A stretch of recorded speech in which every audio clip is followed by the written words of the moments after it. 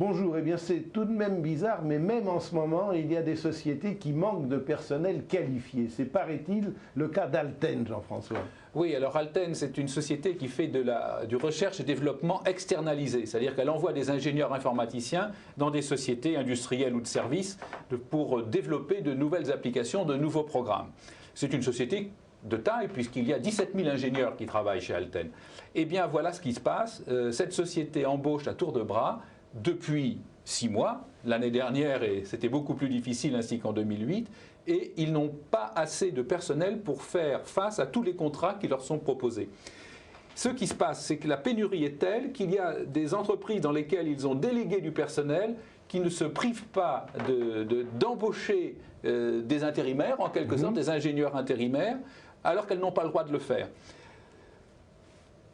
Au niveau trimestriel, c'est très intéressant puisque la société a commencé avec un premier trimestre 2010 où la croissance était négative. On est passé à plus 5% sur le deuxième trimestre.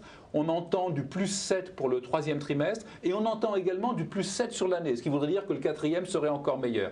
Donc là, on est vraiment dans un secteur qui est porteur et je crois que c'est quelque chose de rassurant puisque cette société a toujours été honnête en plus dans sa communication. Et on l'avait conseillé déjà depuis longtemps d'ailleurs, hein, je crois.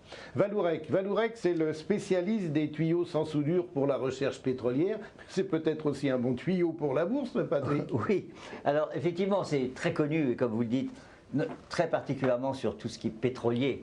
C'est pas seulement la recherche, c'est également tout ce qui concerne les raffineries.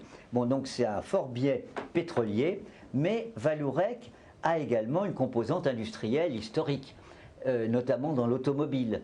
Donc en ce moment, Vallourec est plutôt dans un contexte qui est éminemment favorable dans la mesure où, bon, on en a parlé, le secteur énergétique est à le vent plutôt en poupe, la croissance se reprend, y compris dans l'industrie. Donc tout cela est un climat général favorable à Vallourec. Alors, on le voit dans la macroéconomie, il y a encore pas mal de zones d'incertitude, même beaucoup de zones d'incertitude, mais il y a aussi de très bonnes valeurs. Messieurs, je vous remercie.